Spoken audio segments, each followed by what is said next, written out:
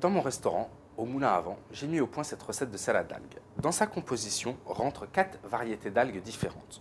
Le wakame, qui va être resté toujours très ferme, et ce mélange de salade 3 algues que je trouve chez mon fournisseur Algues Armorique. Donc, pour réhydrater les algues, nous allons utiliser un sirop que nous allons faire à partir d'eau, de sucre glace, de vinaigre et de gingembre pickles. Nous allons mélanger ces 4 ingrédients. Donc 3 volumes d'eau pour un volume de sucre glace, un volume de vinaigre blanc d'alcool et un volume de gingembre rose. Nous avons pris ici des petites tasses. Maintenant, rien ne vous empêche de choisir le volume qui vous semblera le plus approprié à la consommation que vous en ferez. Nous allons, avec notre petit mixeur à main, mélanger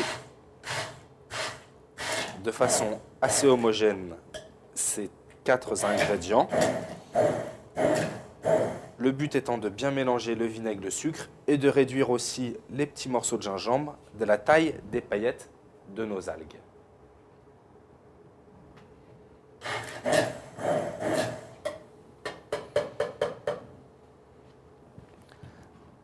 À présent, je vais ajouter un volume d'huile de sésame ainsi que quelques graines de sésame qui ajouteront un peu de croquant à cette délicieuse salade au goût parfumé et iodé. Maintenant, il ne me reste plus qu'à mettre mes algues. Donc, un volume de wakame et 3 volumes de salade 3 algues.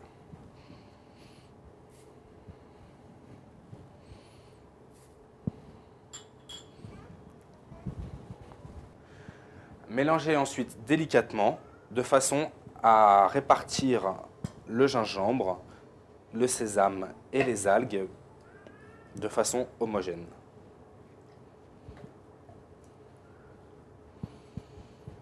Voilà, c'est fini.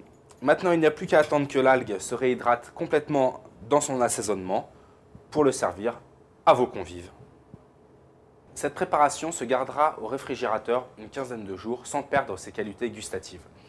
Elle accompagnera parfaitement un bon nombre de plats de poissons tels que le poisson cru, en émincé, en carpaccio ou alors des poissons tout simplement cuits à la vapeur. Par contre, pensez à toujours la servir bien fraîche.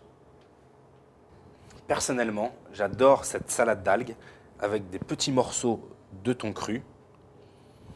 Elle va prendre toute sa saveur et apporter une petite touche très parfumée au thon, décorée d'un petit brin de ciboulette